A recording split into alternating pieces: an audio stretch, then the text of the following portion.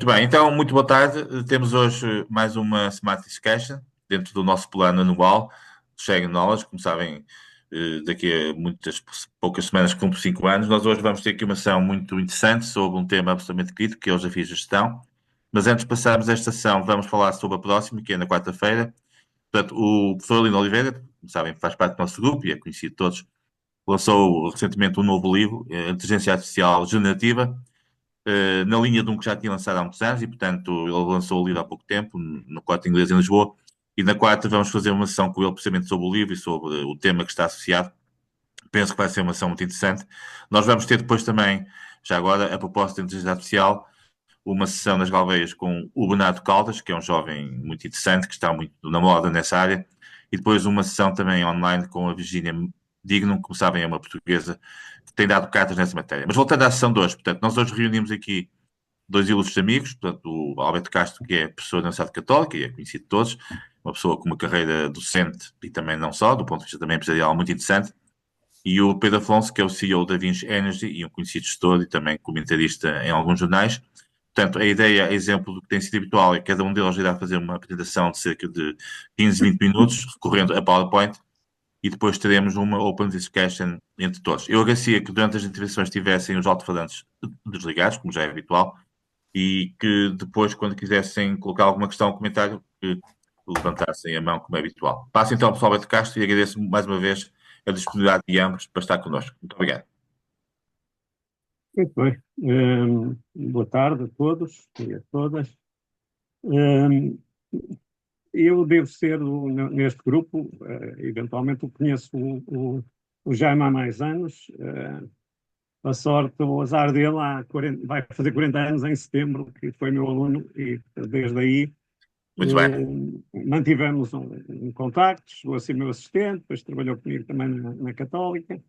E ele já nessa altura, quando aluno, e depois quando jovem assistente, mantinha este frenesim de fazer coisas, de não estar quieto, de que nós beneficiamos hoje em dia com esta iniciativa do Sharing Knowledge, que eu acho que é exemplar na capacidade de organização, de sessões que são úteis.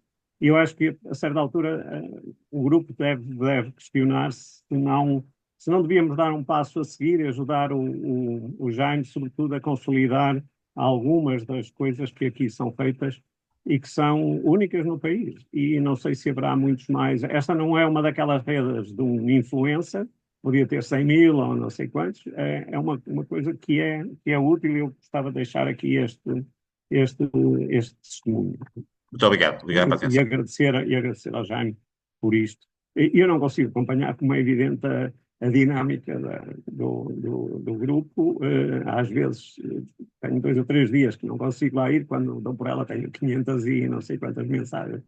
Mas não há problema nenhum. Pois há sempre ali uma seletividade que se faz. Bom, quando estávamos a organizar aqui esta sessão, falámos dos três, eu, o Jaime e o Pedro.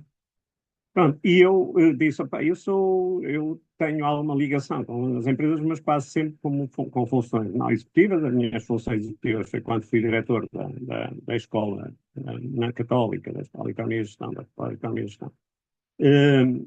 E era uma coisa complicada, porque é gerir, sobretudo, pessoas, mas também levantar resultados, no caso da Católica. E, portanto, posicionar-me como economista que sou, e, portanto, olhar para estas questões da forma como da questão dos desafios da gestão na perspectiva da economia e na perspectiva de Portugal. E para mim, deste ponto de vista, é muito simples. Portanto, o grande desafio da gestão em Portugal é melhorar, é a melhoria da gestão. Quisermos, aqueles que ouviram a intervenção do Daniel Traça, estamos na mesma linha, não é? Portanto, há aqui um desafio que é particularmente importante, não pela qualidade dos processos de gestão em si, mas pelas ligações que a qualidade dos processos de gestão tem com a produtividade das empresas, da rentabilidade das empresas, com o bem-estar do país, com o PIB per capita porque isto poderia parecer mais ou menos intuitivo, mas os economistas foram atrás destas coisas para mostrar essa relação, e depois com todo um outro conjunto de dinâmicas que tem a ver com a inovação, que tem a ver com a responsabilidade social, por aí fora. Portanto, eu propus-me falar da qualidade dos processos de gestão, qualidade de gestão, assim, abreviadamente, embora às vezes o termo qualidade de gestão crie alguma urticária nas pessoas que levam, à boa maneira portuguesa, tudo a peito e acham que nós estamos, quando se fala de qualidade de gestão, estamos logo a insultar a pessoa de incompetência. Portanto, este é o meu propósito.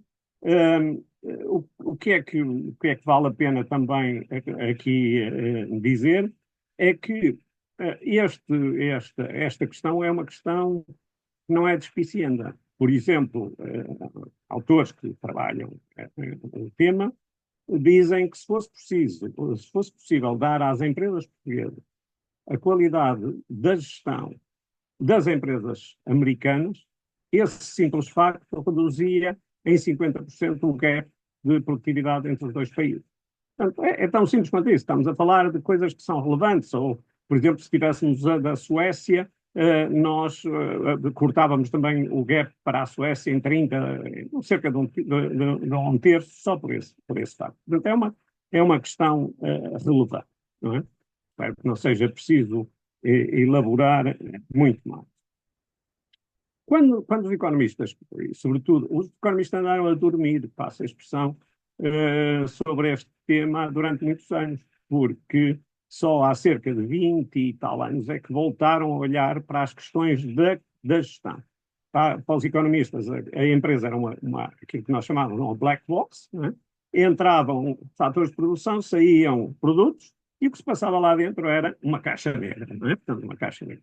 Mais recentemente, voltou-se, era uma tradição que havia lá atrás, nos anos 20 e 30, de olhar para dentro 20 e 30 do século passado, de olhar para dentro das empresas, hoje voltou-se a olhar para as empresas, para os processos de gestão dentro da empresa, e há autores que são marcantes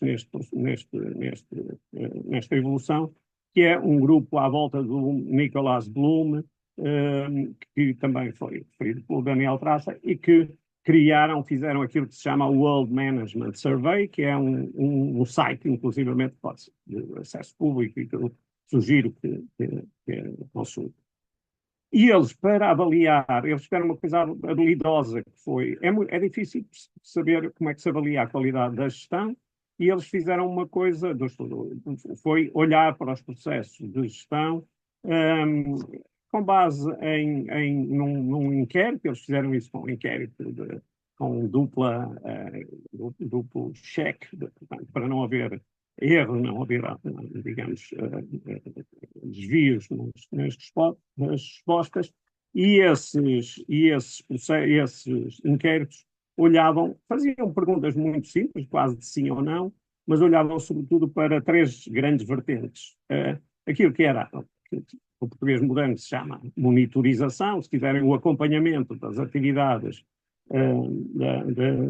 de gestão, a fixação dos objetivos e metas das empresas, e depois a parte que tinha a ver com os recursos humanos, nomeadamente o recrutamento e também, e sobretudo, a parte dos incentivos na gestão.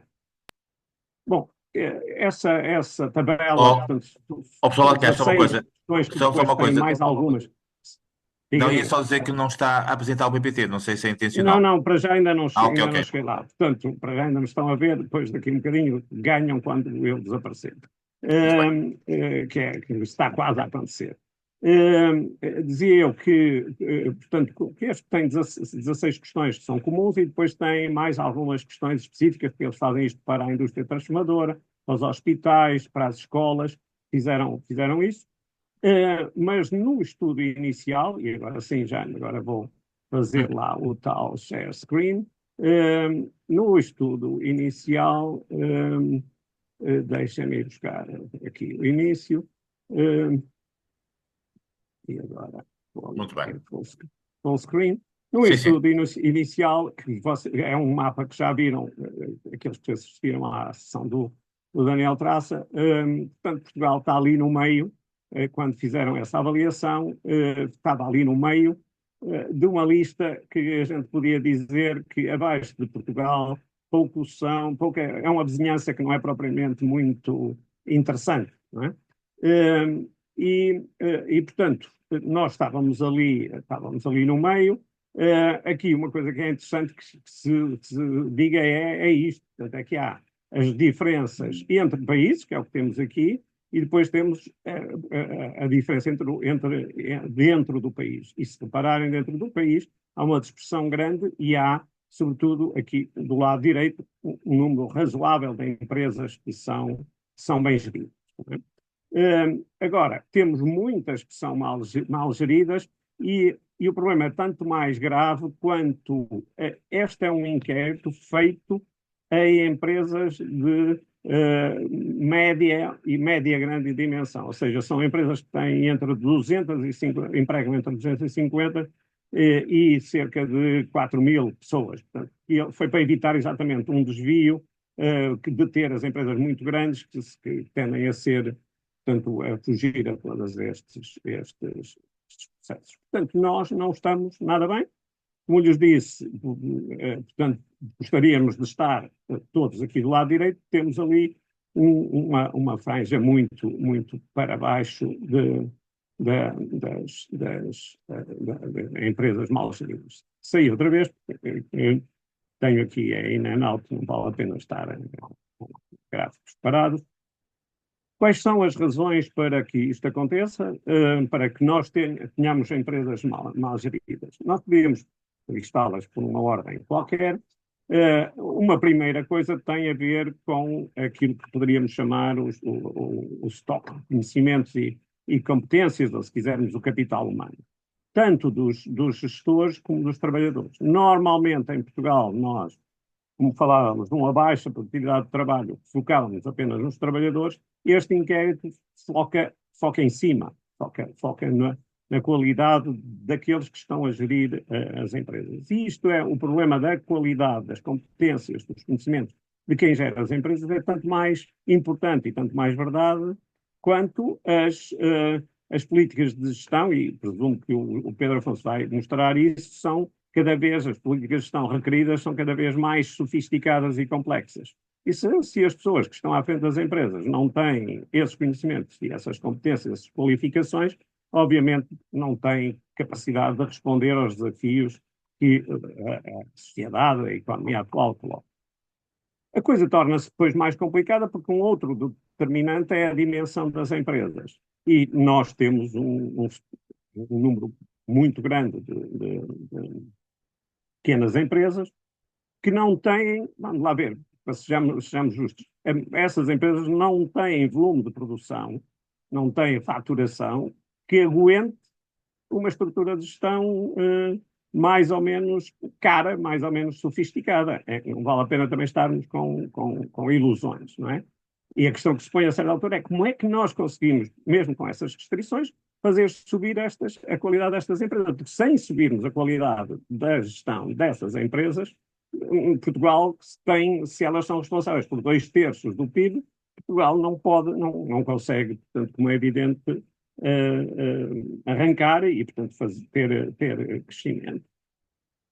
Depois, isto às vezes depois complica-se quando, por exemplo, essas empresas mais pequenas têm os incentivos errados. Portanto, ou seja, quando o Estado, em vez de ajudar, lhes dá incentivos errados do ponto de vista fiscal, do ponto de vista de fiscalização, e, portanto, tratando-as melhor, e depois a seguir parece que querem que, por milagre, elas deixem de ser pequenas e desatem a crescer.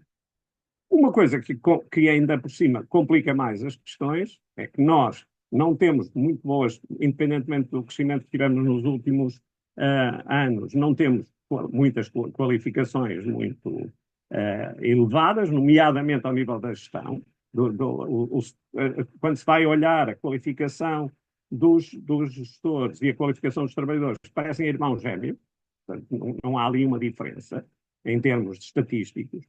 E depois, para complicar tudo isto, as empresas são predominantemente pequenas, 90 e não sei quantos por cento, e são pequenas mesmo relativamente às pequenas, portanto, são pequeníssimas, se quisermos, são pequenas por comparação com as pequenas, são pequenas por comparação com as médias, e mesmo as nossas grandes são pequenas comparadas com as grandes dos outros países.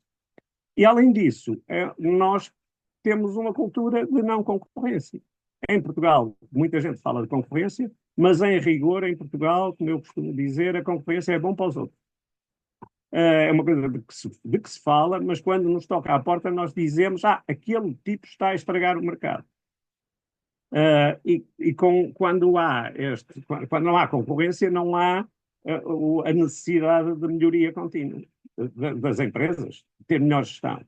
E por isso é que a expectativa é que a gestão, por exemplo, a qualidade da gestão nos últimos anos tenha melhorado, sobretudo, porque é outra evidência, é uma evidência que aquele grupo do Bloom mostra, é que as empresas expostas à concorrência, e em particular à concorrência internacional, são mais bem geridas do que as outras. A necessidade aguça o engenho, ponto final, não vale a pena. E por isso é que depois também, por exemplo, em todos os contextos, as multinacionais são muito mais bem geridas do que as empresas que só trabalham para o mercado doméstico. Em todos os países. Não é Portugal, não é uma exceção.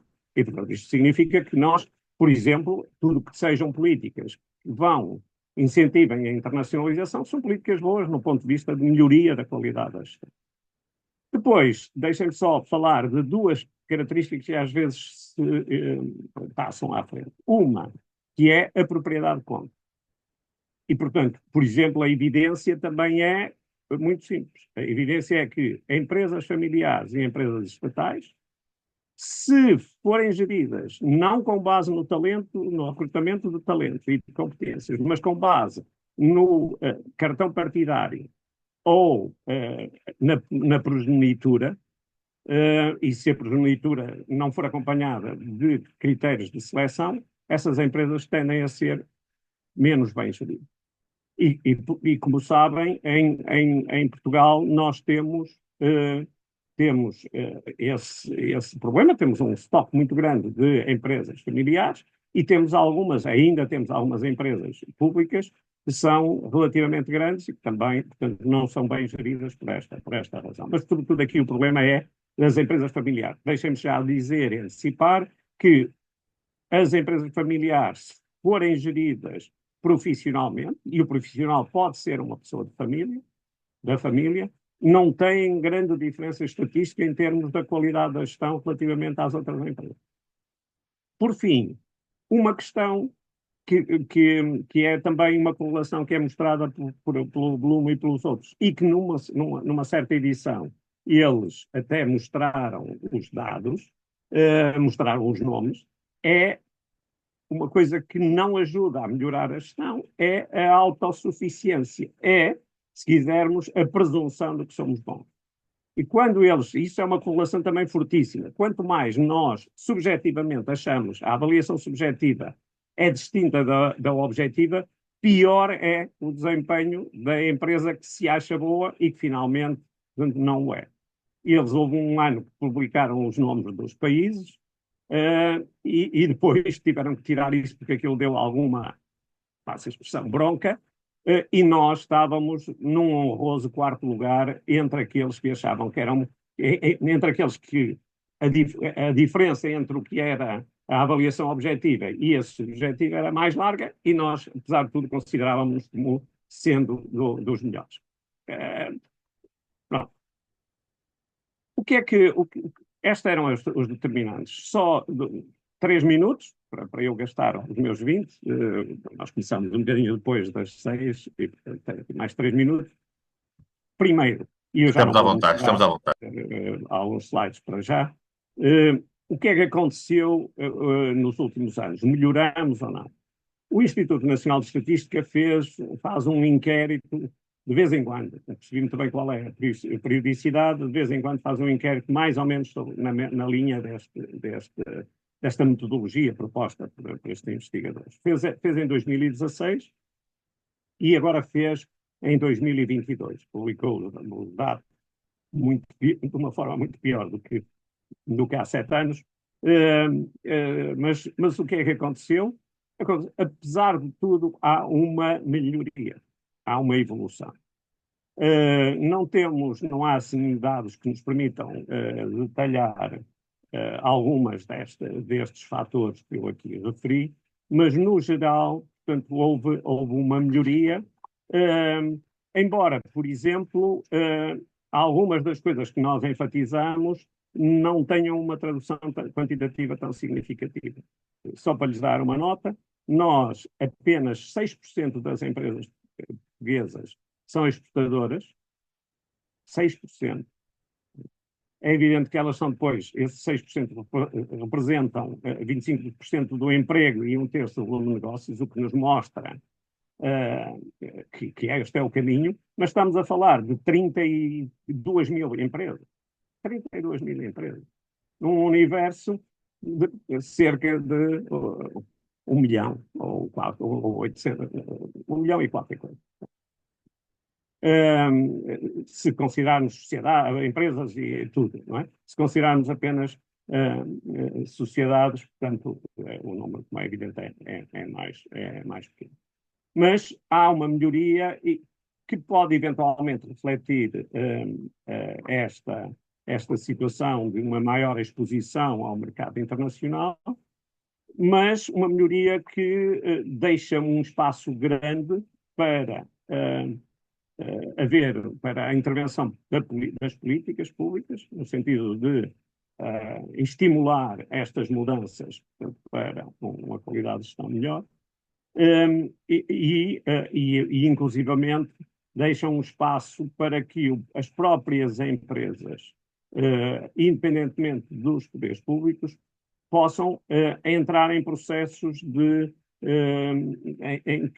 em processos em que o setor sozinho, digamos, entre si, pode melhorar. E desse ponto de vista, eu acho que a iniciativa que o Business Roundtable está agora a promover é uma iniciativa interessante, mas precisava de ser, digamos, mais generalizada, porque eu continuo a pensar que uma das melhores políticas públicas que estimularam a inovação, a melhoria tecnológica e a própria forma como as empresas foram geridas foram as ações de demonstração no PEDIP, onde as empresas eram estimuladas a acabar com aquele mito de que o segredo é a alma do negócio e abrirem as portas e mostrarem às outras empresas como é que as coisas se podiam fazer.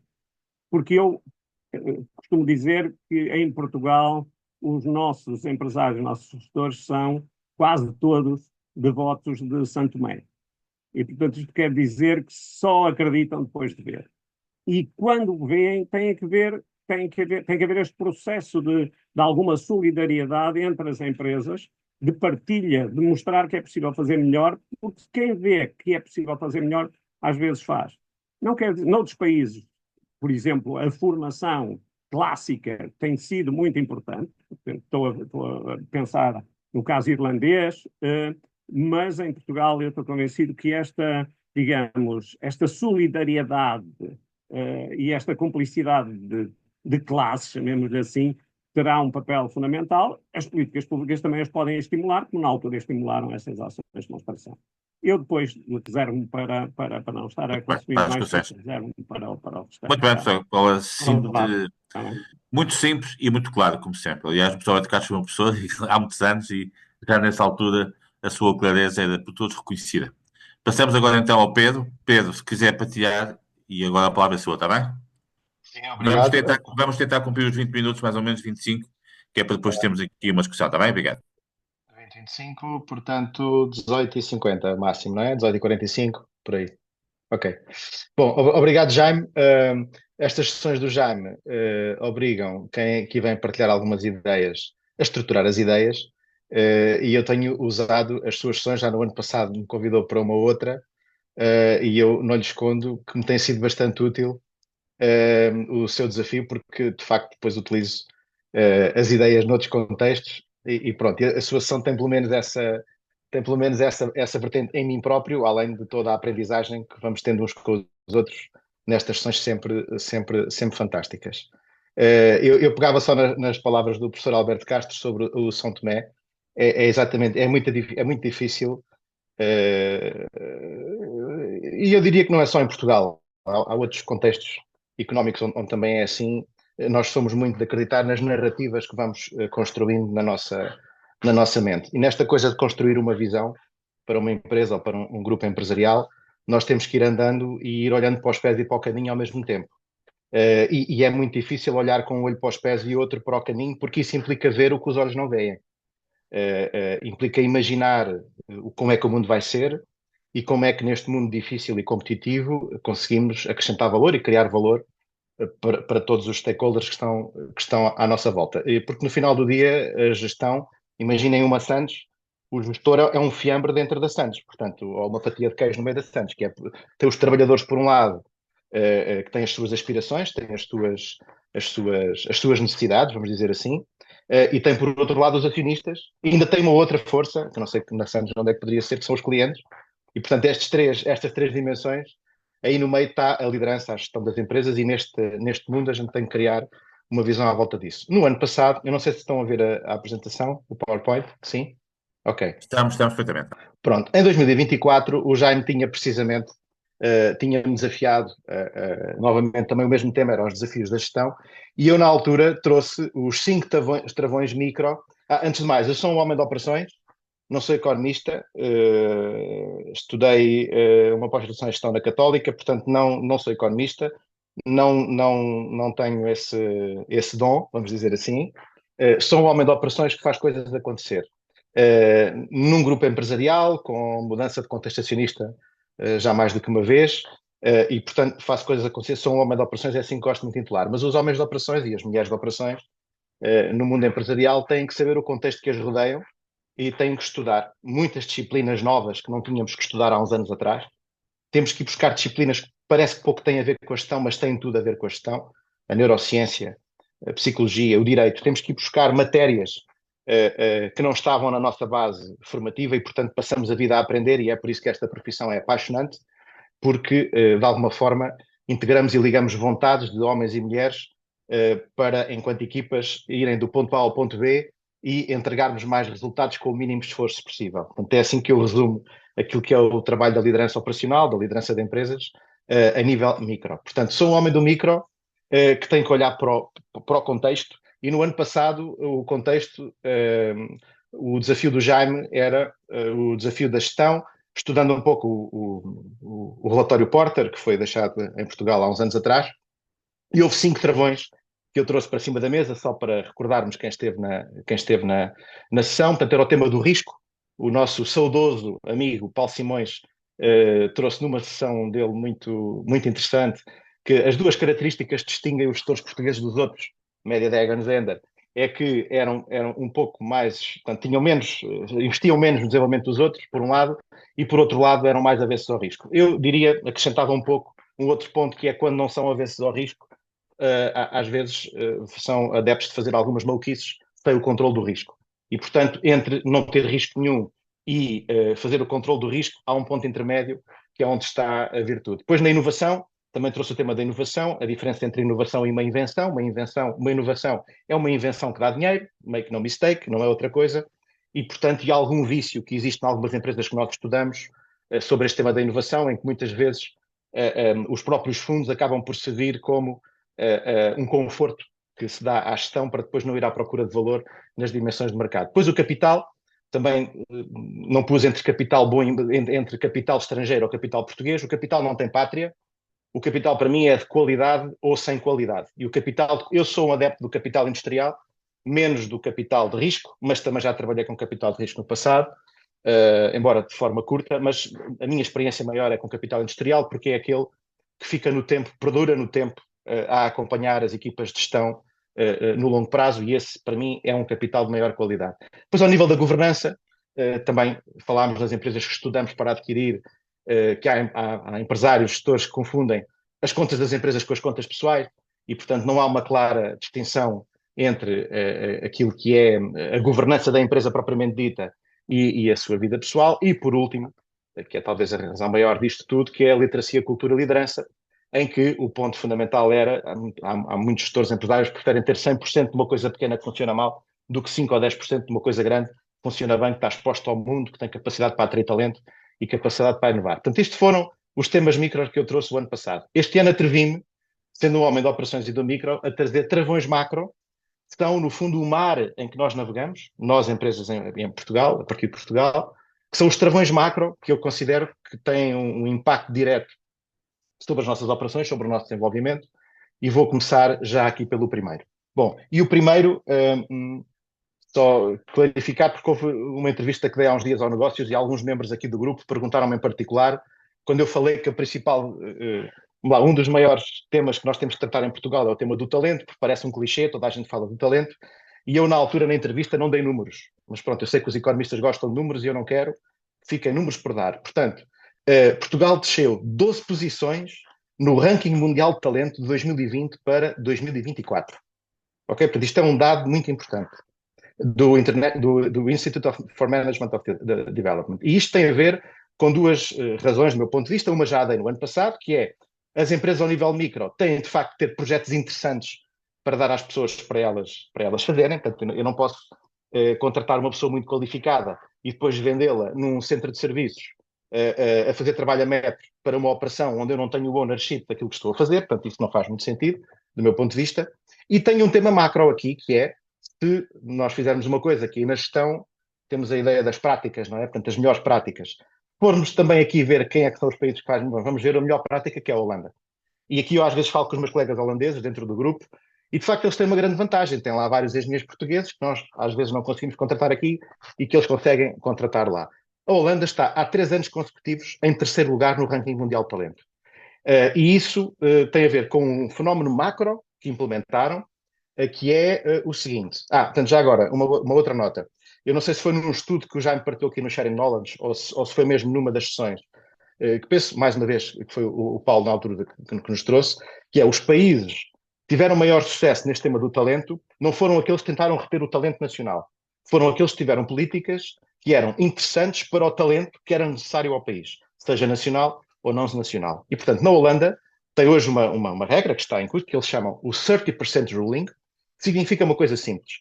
Durante 5 anos de trabalho, qualquer pessoa que trabalhe na Holanda, os primeiros 5 anos, é tributada apenas sobre 30% do seu rendimento.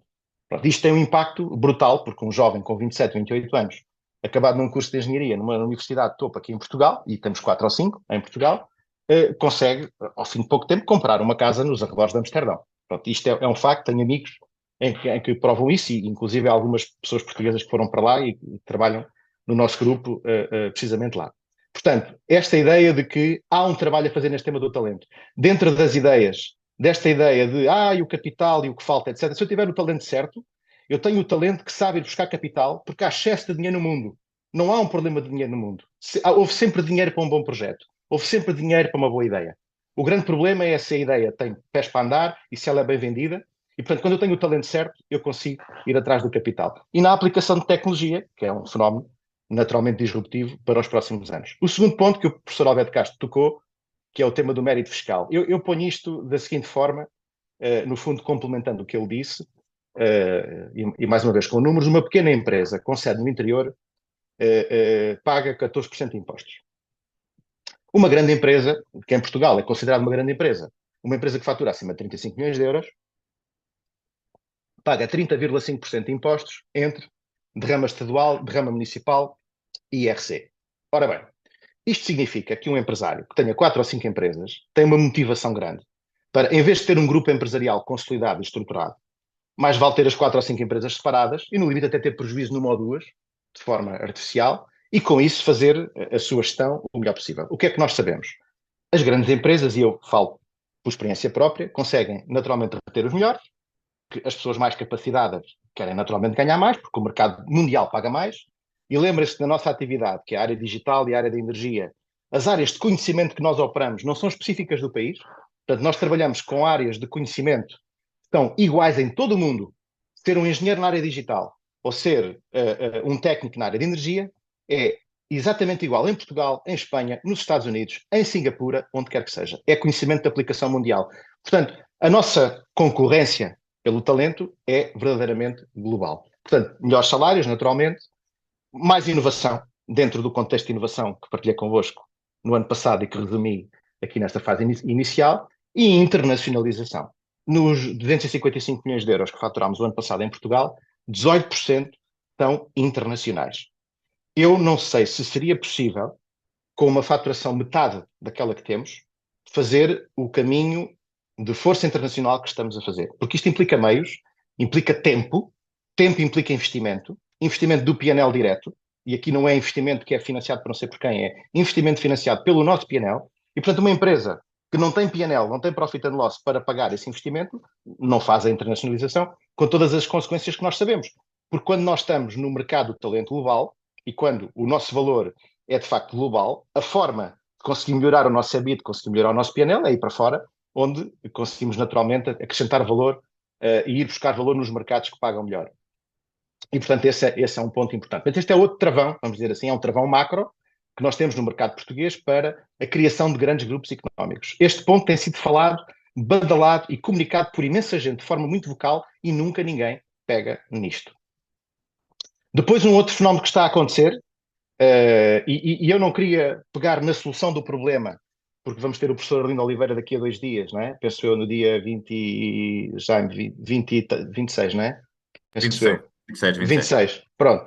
Que é o fenómeno do depopulation, e eu fui buscar uns dados da Fundação Francisco Manuel dos Santos, que tem de facto a evolução da população em Portugal nos próximos anos. Eu não quero discutir, os temas de impacto da segurança social, porque acho que isso tem que ser discutido por quem sabe do assunto. Não quero discutir o impacto social que existe no fenómeno imigratório que vamos ter que ter, que já estamos a ter, mas vamos ter que ter mais, para dar resposta a este fenómeno do depopulation nos próximos anos, porque esse compete também aos municípios e a outras estruturas. Aquilo que me toca é, enquanto homem de operações numa organização, o que é que isto impacta na minha empresa, no meu grupo, e quando eu falo por mim, falo por outros gestores que têm que trabalhar com este fenómeno, na sua produtividade. O professor Alberto Castro falou de produtividade. Nós fazemos umas contas todos os anos que é o que é que acontecia ao PIB do país se todas as empresas tivessem o PIB que nós calculamos no nosso grupo. Tínhamos o PIB que era o dobro daquilo que temos hoje. E, portanto, se todas as empresas do setor privado tivessem o nível de prioridade que nós temos, portanto, o nível de prioridade, nós teríamos um PIB que seria o dobro do tamanho. Portanto, penso que somos uma boa amostra e há outras empresas que estão exatamente no mesmo registro, sobretudo as grandes. Portanto, se nós formos, e mesmo portuguesas, sem serem multinacionais, há empresas grandes portuguesas que estão também neste nível de, portanto, não somos únicos nessa palavra e nessa voz. Portanto, este fenómeno tem um problema, tem um desafio para as empresas direto, e este é um desafio micro. Portanto, não é um tema de estudo em geral que fica num PowerPoint, numa aula de economia. É um tema que nos vai parar às operações, que é, nós vamos ter menos gente disponível para contratar. O que significa que quando temos menos pessoas disponíveis para contratar, sobretudo em trabalhos especializados, como é o nosso caso, temos um problema só para manter a produtividade atual das organizações. Já não estou a falar para crescimento económico. Eu estou a falar só para mantermos o nível de atividade que temos hoje. O que significa que, se não investirmos em massa nas ferramentas de automação e robótica que estão hoje disponíveis, ou a inteligência artificial, ficamos mesmo para trás. E já vos dou um exemplo concreto. Isto tem um impacto direto, como disse bem, é preciso transformar lideranças. Portanto, eu prefiro dizer uma palavra assim mais forte, em transformação de lideranças, porque eu acho que é mesmo essa a palavra, porque isto implica que nós temos mesmo que estudar muito todo o tempo. Só para dar-vos um exemplo. A nossa comissão executiva todos os anos tira 2 dias para ir a uma business school estudar um tema. São 2 dias off que nós vamos a uma business school estudar sobre um tema novo. O ano passado foi sobre ética e compliance. Este ano, nas áreas de sustentabilidade mais específicas. Todos os anos temos que fazer isto, temos que dar o exemplo. Portanto, isto não é enviar pessoas para os MBAs e depois esperar que a organização se mude. E depois é preciso fazer uma outra coisa, também especial, que é a requalificação das forças de trabalho do país. Portanto, isto tem que ser feito de forma massiva, tem que ser pensado ao nível de cada organização, ao nível de cada negócio. Portanto, não é possível, nestas coisas, se nós metermos dinheiro de helicóptero, não vai resolver o problema. Portanto, há uma coisa macro que está a acontecer e há uma ação micro que tem que ser feita ao mesmo tempo, de forma cabal. Eu posso-vos dar só um exemplo. Uma das nossas áreas é investimento em renováveis, na área de solar. Imaginem um grande parque solar que antigamente era feito só com pessoas, porque estamos a falar no terreno e é um trabalho físico, blue collar. Mesmo o trabalho blue collar, já hoje, a gestão de projeto é possível fazer com um drone e com algoritmos que estão a acompanhar a gestão de projeto. Nós fizemos um projeto enorme na zona de Sines. 80% do tempo, a gestão de obra, a gestão de projeto foi feita remotamente. Não foi preciso ninguém on-site. O próximo nível será robotizar o processo de assemblagem dos painéis de alguma forma, a mão de obra necessária será o cérebro de obra que vai gerir aquilo que as máquinas vão fazer em formato automático. Para vos dizer que estes assuntos vão chegar a tudo o que fazemos. As funções de análise substituídas por algoritmos de inteligência artificial. E as funções físicas cada vez mais em robotização e em robótica. Pronto, depois dar-vos exemplo que é também um outro travão que nós temos na nossa cultura portuguesa, que é o seguinte: nós temos muita dificuldade, projetos de longo prazo, pá, vejam as 3, 4, 5, 6 coisas principais que nós temos por resolver na sociedade e vejam como não é possível encontrar pactos de regime para haver soluções de longo prazo. E em setembro, nós houve um grupo de 25 executivos do grupo que aterraram em Copenhaga para ver o que é uma sociedade de facto sustentável ao nível de âmbito político, ao nível de âmbito empresarial e ao nível dos stakeholders, dos vários stakeholders, que são os beneficiários daquilo que são os projetos sustentáveis no longo prazo, que são os cidadãos e os clientes desses mesmos projetos. No dia em que aterramos em Copenhaga, imaginem, portanto, esta imagem que estão a ver aqui no PowerPoint parece um prédio de habitação, mas é uma central de reciclagem de lixo que existe num bairro, ao lado de um bairro tipo Avenidas Novas em Lisboa, ok? Portanto, imaginem na Foz do Porto, para os que são do Norte, uma central de reciclagem de lixo que tem dois objetivos de propósito. O primeiro, de facto, recolher o lixo, e o segundo, produzir energia elétrica a partir da reciclagem desse lixo. E tem 3 características. A primeira é que a zona de topo do edifício, portanto, essa nuvem de fumo que estão a ver a sair, é apenas vapor de água. Portanto, o resultado do processo é apenas vapor de água. E lá em cima tem uma zona onde as pessoas podem beber um chá ao final da tarde, um café, o que seja, uma zona social. E depois tem mais 2 coisas, que tem uma pista de esqui à volta do edifício e tem uma torre de escalada urbana. Ora bem, este projeto demorou 10 anos a ser feito, mais ou menos 10, 11 anos a ser feito, custou 600 milhões de euros, 600 milhões de euros, e atravessou 3 ciclos políticos. Tivemos a senhora que liderou a construção deste projeto, e eu sei que há muitas, se globalizarem vão encontrar muitos votos contra, porque há sempre votos contra estas coisas, portanto, e há quem não goste da ideia, pronto, mas para vos dizer como é que isto passou, e este é o meu ponto, independentemente do outcome do projeto ser positivo ou negativo, a questão é como é que foi possível, em 3 ciclos políticos, com cores políticas completamente diferentes, isto passar. Foi simples, encontrou-se simples não é nada simples, encontrou-se uma estrutura não governamental, ou seja, uma estrutura sem fins lucrativos, que fazia a liderança do projeto e que fez a negociação com os vários stakeholders, inclusive com os partidos da oposição. E, portanto, durante 10 anos, qualquer político que era eleito sabia que tinha que fazer aquele projeto até ao fim e não podia mudá-lo durante o processo. Isto foi numa segunda-feira. Na quarta-feira, foi à nossa sessão formativa a Diretora-Geral da Educação da Dinamarca. E nós aí percebemos como é que isto é possível na Dinamarca. É que o programa, e disse-nos uma coisa, que é, o programa da escola primária é das coisas mais escrutinadas no Parlamento dinamarquês. 2 ou 3 meses antes das aulas começarem. E porquê? Porque é ali que se forma o cidadão. É ali que se forma a capacidade das pessoas conseguirem encontrar compromissos para fazer certos projetos. Não é consensos, porque os consensos ficam infinitos e nunca se toma uma decisão. É compromissos. E esta é a base que existe naquela sociedade para pactos de regime. Só assim se consegue construir uma visão de longo prazo. É muito difícil para as empresas, com todos os fenómenos que existem, não haver poucas coisas que são de facto visões de longo prazo. Depois um outro travão, e aqui vou à escola, à sociedade e às famílias, e falo por mim, também tenho a minha responsabilidade nisto. As empresas têm investido, sobretudo desde a pandemia, bastante nesta ideia do equilíbrio entre vida profissional e vida pessoal, e sobretudo nos temas de saúde mental. Os Estados não dão resposta a isto.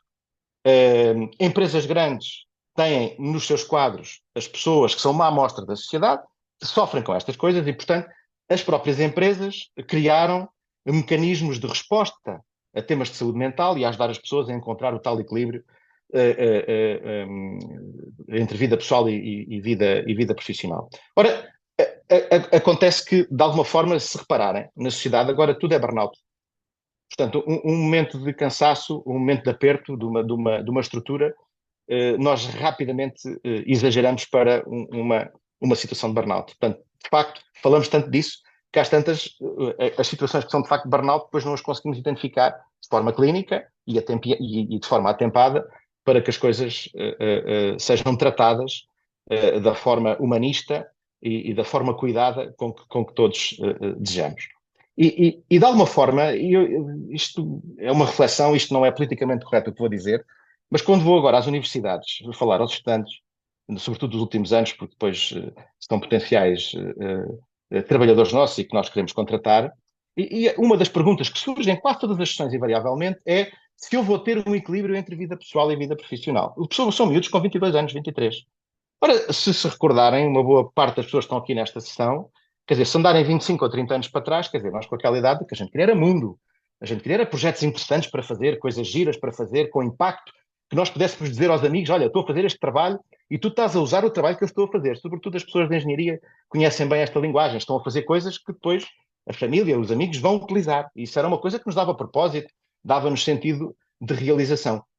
Agora não, as pessoas esperam outra coisa. E eu acho que isso é o resultado do que nós andámos a educar. Só temos um pequeno problema.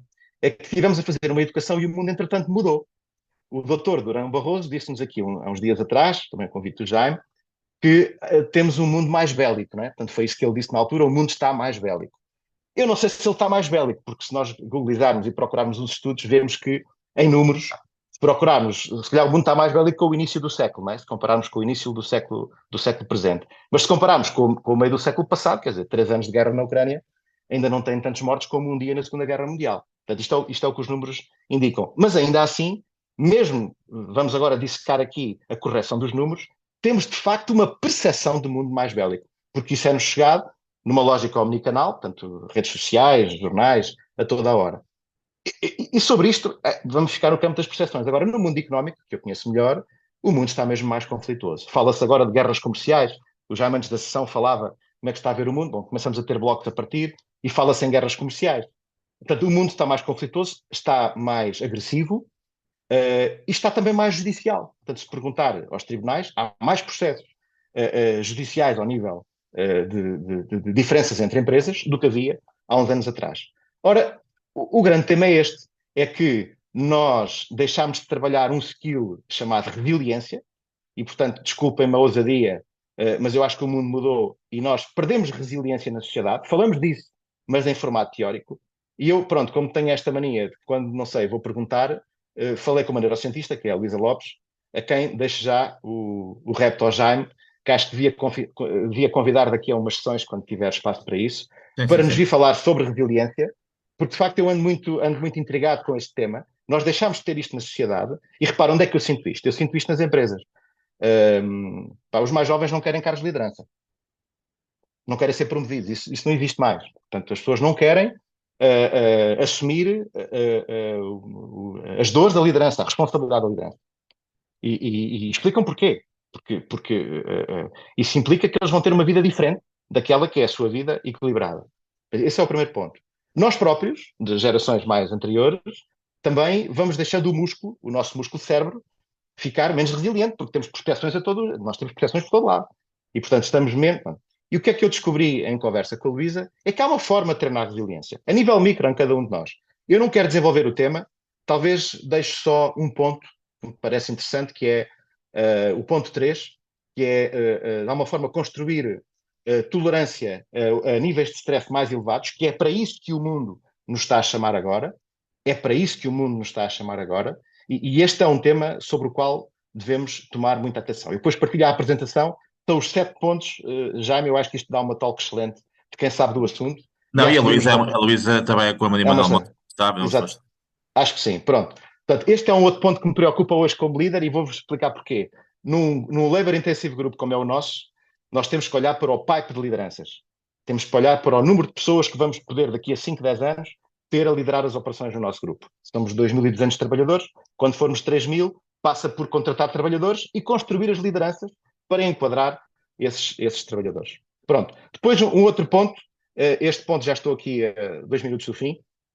O outro ponto é um artigo muito interessante que foi aqui partilhado no grupo do Jaime, que vos deixo aqui depois mais tarde, depois no final da sessão eu ponho aqui o link para esse artigo, que é este século é menos social, ao contrário do que parece, porque há redes sociais, mas este século é menos social que o século passado. E o século é menos social, há 2 gráficos que dizem isto muito bem, que é, no gráfico de cima tem o tempo que as pessoas passam em casa, portanto estão a ver que os últimos anos, antes da pandemia, As pessoas estão, sobretudo os white collars, as pessoas white collars estão cada vez mais tempo em casa. E os jovens, é engraçado se formos, por exemplo, sair à noite, não é que eu saia muito à noite, mas às vezes em eventos de empresa isso já aconteceu, e acontece uma ou duas vezes por ano, a gente vê que de facto bares que eram supostos estar para estão vazios. E portanto os jovens socializam atrás do ecrã, mais tempo, eu tenho filhos teenagers, estou a ver esse fenómeno, os meus amigos veem esse fenómeno, e portanto é um facto. Portanto, no gráfico de baixo, da direita, vocês veem rapazes e raparigas, teenagers, saem menos do que uma vez por semana, ao contrário da minha geração, que saía muito mais. E há um exemplo muito giro no estudo, que é, por exemplo, do bar is closed, ou seja, o bar está fechado, mas o bar está a fazer negócio. Só que o bar, em vez de ser um sítio para onde as pessoas vão conviver, é o sítio onde vão comprar comida e depois vão-se embora. Portanto, não há interação humana. Ora, em empresas como a nossa, isto é um bridge que nós temos há aqui um gap que nós temos que tapar, que é fácil de entender. Empresas da nossa dimensão não se fazem de um homem ou de uma mulher só. Os projetos fazem-se de equipas e as equipas exigem socialização. Por último, dado estes pontos todos, e este é um desafio que deixo aqui ao grupo, eu acho que neste mundo a liderança é cada vez menos de certezas e verdades absolutas e cada vez mais de dilemas e de experiências, e é ao colher as experiências uns dos outros que nós vamos aprendendo, vamos construindo e vamos construindo as nossas convicções, e depois as nossas convicções têm cada vez ciclos mais curtos, a gente transforma-as outra vez noutras convicções e o mundo vai se desenvolvendo assim. Penso que esse é o mote da liderança atual. Portanto, temos uma crise de talento, claramente, em número de pessoas. Portanto, temos uma crise de liderança em número de pessoas. Portanto, os próximos líderes dos próximos anos, temos menos gente para liderar, disponível, e que possamos construir agora para serem os líderes do futuro. E temos uma grande falta de skills, sobretudo porque perdemos os sítios, perdemos os espaços onde a skill, sobretudo da resiliência, deixou de ser trabalhada pelo excesso de proteção. Portanto, 2024, 5 travões micro. Em 2025, 7 e não 5, enganei-me aqui no slide, 7 travões macro. Era esta a minha partilha e passo-vos agora a palavra. Obrigado, Jaime. Muito bem, Pedro, como sempre, muito claro o objetivo. O Pedro disse que não tem formação em gestão, mas quem o ouve falar até pensa que faz. É um grande economista. Olha, nós temos aqui connosco o Dr. Zé Roquete. A gestão não, é a economia. A economia, é a Sim, economia. sim, sim, nós temos aqui connosco o Dr. Zé Roquete, é sempre uma honra tê-lo connosco, e foi a pessoa que, ano passado, esteve com o Pedro na sessão, por isso eu dou-lhe a palavra, mas não seja por isso. Faz favor, Dr. Zé Roquete. Ora, boa tarde a todos. E, enfim, o Jaime põe-me aqui com algum destaque que eu não sei se mereço, mas, Não, mas, concreto, mas não seja porque esteve ano passado com o Pedro, não é? Só isso já é uma... é isso. Bom, o que tenho para dizer, e muito pouca coisa para acrescentar, porque ambas as exposições cobriram uma parte importante dos problemas que as empresas e os empresários têm nos dias que vão correndo. Eu dava todo o foco às questões relacionadas com o talento. E esse é um dos pontos onde a articulação do ensino na nossa terra não funciona mal, não é? Quer dizer, hoje em dia sabe-se que a personalidade de um ser humano começa muito mais cedo do que uma vez imaginamos. E, portanto, esse é um ponto. O ponto depois do ensino intermédio, digamos assim, onde todos nós, com certeza, que nos lembramos de uma informação dá 2 ou 3 meses de que o ensino intermédio na Finlândia dá, em termos de literacia, mais capacidade do que o ensino superior em Portugal. Portanto, esta questão do talento, da procura do talento, do desenvolvimento de talento é fulcral e tem que ser resolvida e tem que se encontrar meios e processos de conseguirmos lá chegar. Não é um exemplo, mas enfim, no meu caso, todos os meus netos, depois de completarem uma formação universitária, mandei-lhes, enfim, dei-lhes capacidade financeira para irem daqui para fora. Portanto, desde a China até a Austrália, passando pela British Columbia no Canadá, até aos Estados Unidos e, obviamente, na Europa, estiveram em toda a parte, até para ver Portugal de fora, que é uma coisa importantíssima, que nos leva a outro ponto, que é o problema da internacionalização.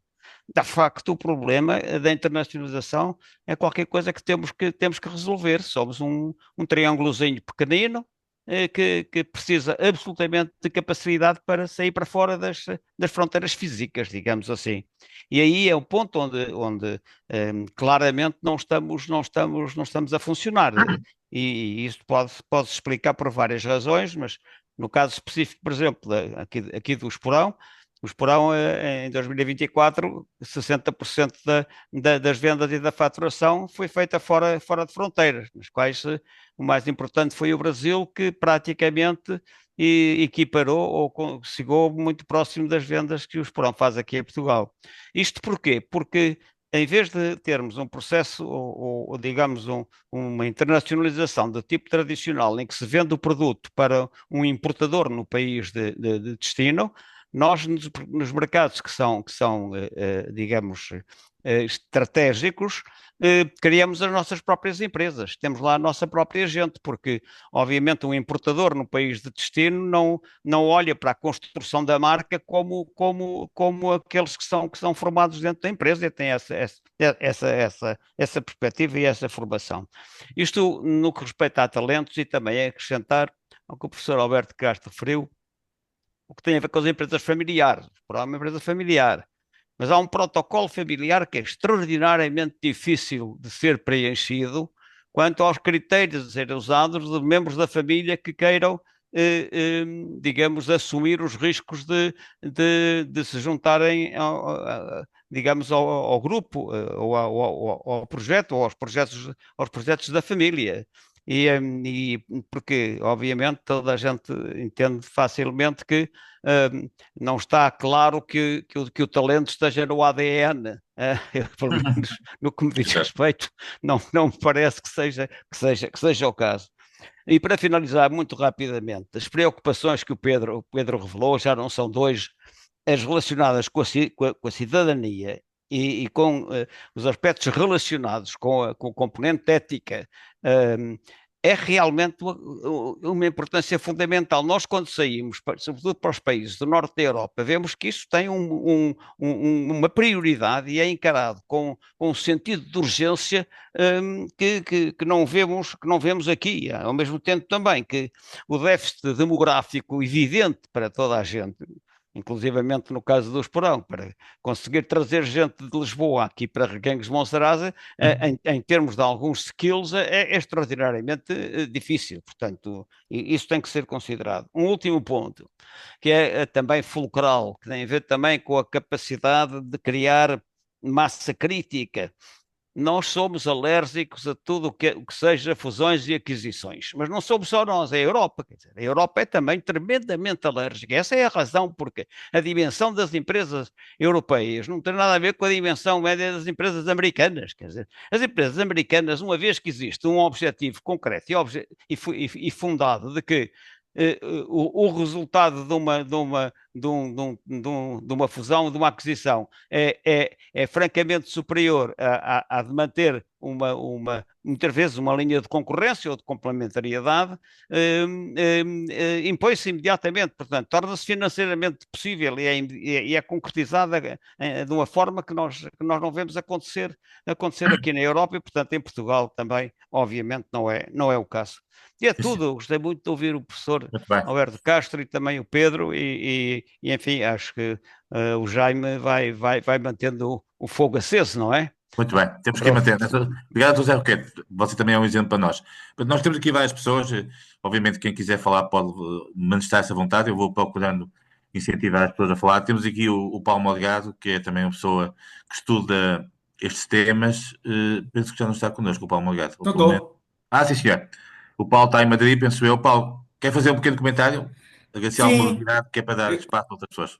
eu gostei muito das intervenções e eu continuo a pensar que às vezes nós confundimos, quando estamos a analisar os casos, não só o português, mas outros, temas que são resultados de coisas com temas operáveis. E o Pedro disse que era uma pessoa de operações. E as pessoas de operações não confundem os temas operáveis com os temas que são resultados. Eu, por exemplo, eu vou-vos dar o exemplo do talento. As pessoas dizem que é preciso reter o talento. nós vivemos na União Europeia e, portanto, de alguma forma, o que a União Europeia veio trazer foi uma facilidade de mobilidade de pessoas, capitais, etc. Eu nasci em Leiria. O pai era um empresário do setor das rações, nasci em Leiria e depois saí. E se Leiria me quisesse ter retido, não conseguia. E não conseguia porque não tinha empresas de dimensão para me reter em Leiria, sem nenhum desprimor. Mas havia uma grande escassez de lugares. Quando um país tem que adotar medidas fiscais, é, tal como uma empresa, um sinónimo de falta de estratégia. Quando a única arma de uma empresa é o preço, significa que não tem uma estratégia, normalmente. E, portanto, não me parece a mim, a não ser que esteja num setor altamente competitivo, em que o preço é uma commodity e, portanto, não tem qualquer tipo de forma de diferenciação. Eu acho que há fatores que o tempo que levam a mudar é um tempo que implicaria uma unidade de, digamos assim, de tarefas entre os governos que não vai existir, imagino eu, e uma constância desse tipo de políticas, como por exemplo hoje estamos a assistir no Médio Oriente a uma constância de políticas para desenvolver os vários países do Médio Oriente. Se nós olharmos para a nossa sociedade portuguesa, quando comparada com a espanhola, onde vive há 11 anos, é uma sociedade muito mais formalista. Aquilo que eu costumo dizer, uma sociedade muito mais adjetiva que substantiva. E vemos isso, ou seja, eu tenho, por exemplo, vários filhos que vivem comigo aqui. Aqui há dias um ficou muito admirado porque trabalha na Salesforce, ligou a uma senhora do setor público em Portugal, tratou-a pelo primeiro nome e a senhora ofendeu-se. Desculpe, não é a senhora não sei quê, eu sou a senhora doutora não sei quantos. E ele veio-me perguntar: "Então, mas isto de Portugal funciona assim?" Funciona.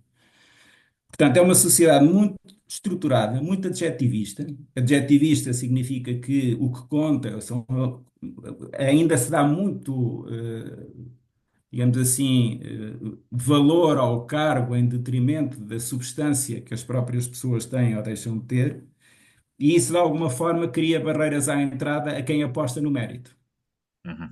ok? Porque eu estou só a elencar um conjunto de fatores, Jaime, Sim, sim, tudo bem, estamos bem, comigo, ó Paulo, ok? não dá para nenhum. Só que Porque assim é que alguma novidade para depois dar outras pessoas, mas tudo bem. quando nós falamos, por exemplo, em produtividade em Portugal, que é o elefante na sala, para mim é o principal problema que Portugal tem, é um problema de produtividade. Raramente falamos das marcas. E são as marcas que nos permitem maximizar o VAB. Porque, como as pessoas sabem, a produtividade é o VAB a dividir por qualquer coisa. E o valor acrescentado bruto tem a ver com a capacidade que um país tem para criar marcas. E um país que não tem capacidade para criar marcas é um país em que a capacidade para criar valor fica um pouco em causa. E quando nós olhamos para a França, vemos as marcas que existem, sobretudo de bens transacionáveis, ou para a Itália, ou até mesmo para a Espanha, com as Zaras, etc., vemos que houve países que conseguiram dar esse salto de criar marcas. Depois temos que ver o nosso tecido empresarial e a importância que ainda continuam a ter empresas, as grandes empresas em Portugal. Grande parte delas são ex-empresas de caráter mais público, são empresas que têm concessões, portanto, são empresas de reduzida competição, de reduzida concorrência, ok? E, portanto, essas empresas são grandes empregadores de pessoas em Portugal. E, portanto, quando há uma reduzida concorrência, não há propriamente um incentivo para que a gestão se desenvolva. Os cargos em Portugal de alta direção não são muitos. E quem os tem uma certa dificuldade em rodá-los. Ok? E, Uhum. portanto, como tem uma certa dificuldade em rodá-los, num país que já tem empresas que são pequenas, imaginem se eu tiver uma pirâmide que já está previamente ocupada. Muito bem. Logicamente, eu deixo o país e vou para outros sítios. Portanto, aquilo que eu convidava, talvez uma análise a ser feita, e é essa que eu tenho batido muitas vezes, é que nós não confundamos variáveis de resultado daquilo que é o país com variáveis operáveis. Eu não posso operar sobre a saída do talento, tenho que operar a montante da saída do talento. Porque a saída do talento, a única forma que eu poderia operar é começar a pagar às pessoas para elas ficarem em Portugal, e mesmo assim eu não sei se elas aceitariam. Porque os impostos são o preço que uma pessoa está disponível para pagar para viver num certo país, ok? Sim, senhor. Portanto, só convidar um bocadinho para alargar Bem, o âmbito e não falarmos tantas vezes sim, sim, destes sim. temas. Depois eu acredito que o podcast e o Pedro também vão comentar. Pronto, e uma última nota antes de passar aos nossos oradores. Temos aqui também o Rogério Carapuça, que aliás é uma pessoa que o Pedro conhece há muitos anos, do ponto de vista profissional. Rogério, como está aqui hoje connosco, quer fazer também uma pequena questão, algum comentário? Agradecia de facto alguma novidade para passar para as outras pessoas. Jaiba, obrigado. É um gosto. Eu queria Sim, cumprimentar os dois oradores e dizer-lhes que sim. estou de, estou de Boa, acordo então. com basicamente tudo o que disseram. Também o que foi dito a seguir, quer pelo José Requeiro, quer pelo Paulo Morgado. Eu acrescentaria só uma pequena coisa. Eu acho que nós, de facto, temos um grande problema económico, que é termos um tecido empresarial constituído essencialmente por microempresas. Praticamente não temos quais empresas grandes, e temos um problema cultural, é que achamos isso bem.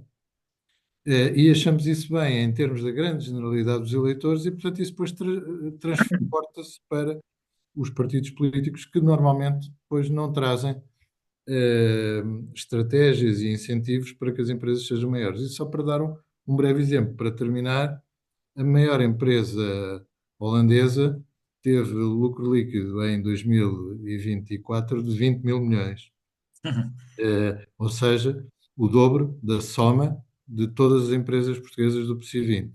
E Incrível. nós achamos que um lucro de 1.000 milhões é um lucro enormíssimo. A maior empresa dinamarquesa, tem metade da nossa população, a Dinamarca, teve lucros líquidos do ano passado de 30 mil milhões. Portanto, o triplo da soma de todas as empresas cotadas em Portugal. E isto é a dimensão da nossa economia. E, portanto, quando nós não resolvermos este problema, não há projetos interessantes, não há maneira de atrair o talento, por causa de não haver projetos interessantes, porque a dimensão das empresas é extraordinariamente importante para arrastar toda a economia atrás e para que nós possamos ter trabalho interessante para que o talento queira vir para cá, e também estou de acordo quando se diz que não devemos tentar reter o talento, isso é impossível, na maior parte das circunstâncias que estamos a ver, mas sim atraí-lo, e atrair o talento que for bom, quer o português, quer os outros, desde que tenhamos atividade económica com dimensão e com interesse para que essas pessoas queiram vir para Portugal. E aqui dou-vos um exemplo para terminar. Quando foi criada a Fundação Champalimaud, houve uma série de cientistas, uns que eram portugueses e outros que não eram, de elevadíssima craveira, que vieram para Portugal. Porquê? Porque havia um projeto interessante. Evidente. E deixava-vos com este. Muito bem. Passando então, nós já temos aqui já o Zé Cascal e outras pessoas, mas fica para uma segunda ronda, se não se importar. Também Zé Casco. Fala de Castro e depois o Pedro para comentar este primeiro conjunto de notas.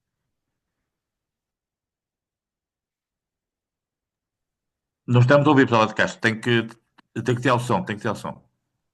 Pô, o som. Carreguei, mas não me estava a deixar, julguei que já estava. Deixe-me só voltar a partilhar aqui um slide que não é este, que não estou a partilhar. Deixe-me só ver se não conseguir.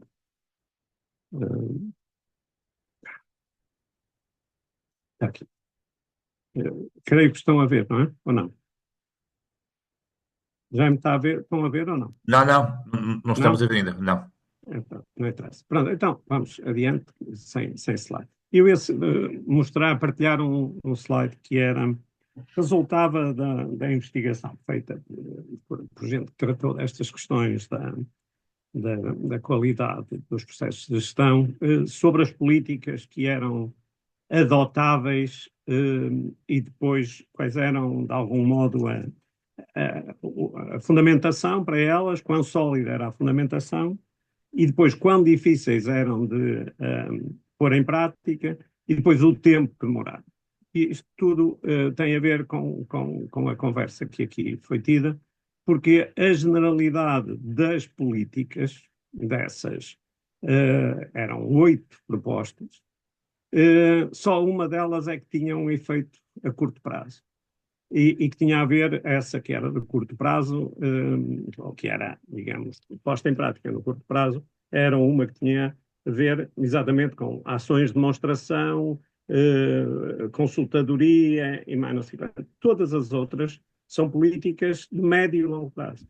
E isto leva-nos àquela discussão que aqui foi referenciada, quer pelo Pedro, quer pelo Dr. Roquete, que é a necessidade de uma visão de mais longo prazo e, portanto, como é que se criam condições para o país ter essa perspectiva de mais longo prazo.